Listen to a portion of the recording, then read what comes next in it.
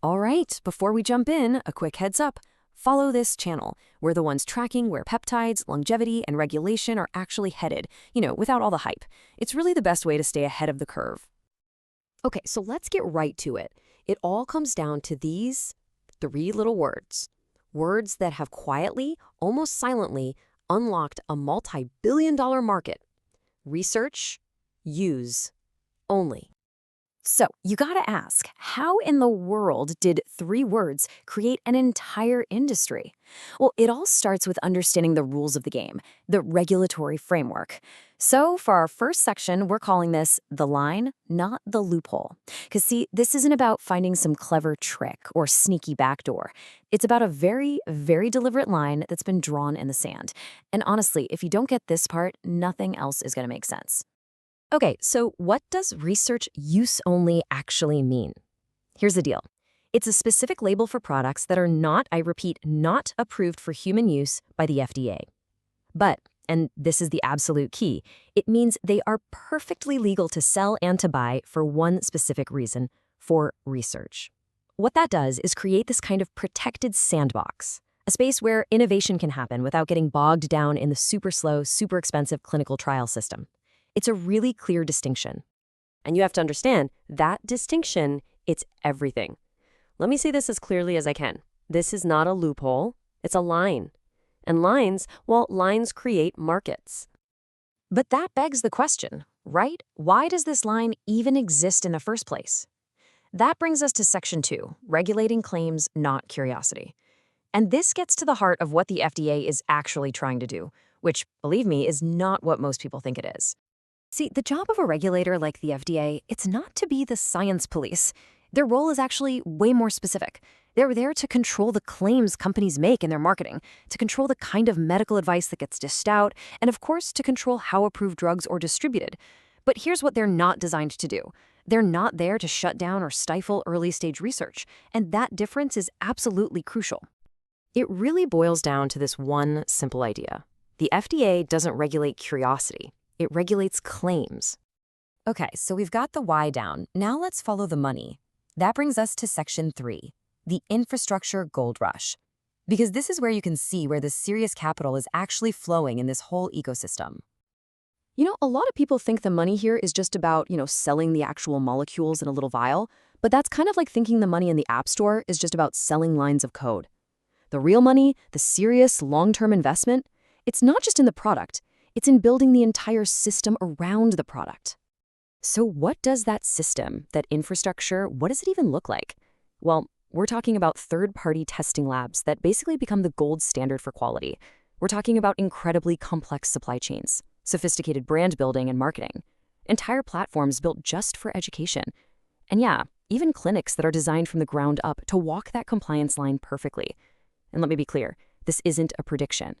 This is already happening. Look, it comes down to a classic pattern we've seen over and over again. In any gold rush, the real sustainable money isn't in finding the gold, it's in selling the shovels. The people who built the infrastructure always out-earn the individual innovators. This time is no different. And believe me, this whole landscape is changing incredibly fast. So if you really want to understand this market as it evolves, and you should, follow now. We're going to keep you updated as the regulations and the science try to catch up to each other. So why now? Why is all of this happening with so much speed right now? That takes us to Section 4, why the gap is widening. We're about to look at these massive forces that are literally pulling innovation and regulation further and further apart. Just think about the different speeds we're dealing with. Traditional pharma development, that's measured in decades. Getting something through the regulatory agencies, years. But what about the market, consumer demand? That stuff shifts in months. And now you throw in AI-powered discovery, and suddenly we're talking about breakthroughs happening in a matter of weeks. The entire system just was not built to handle this kind of speed. And this huge gap, this mismatch in timing, it forces us to ask a really fundamental question, one that goes way beyond just this one market. Should innovation have to wait for the rules to be perfect? Okay, I get it. I know that all of this can feel a little murky, a little uncertain. And you know what? That's a totally valid feeling. So let's lean into that. Section 5, the uncomfortable frontier. let's talk about what it means to navigate the space between the old established systems and the brand new science. Because this is why the real strategy comes into play. This isn't about being reckless or breaking the rules. Actually, it's the opposite. The smartest companies, the ones that are attracting all the serious capital, they don't cross the line. They build these incredibly sophisticated businesses right up to the edge of it. They don't break the rules, they master them.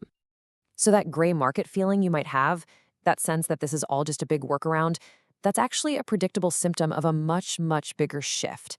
The truth is, every major leap forward in medicine feels uncomfortable at first. Why?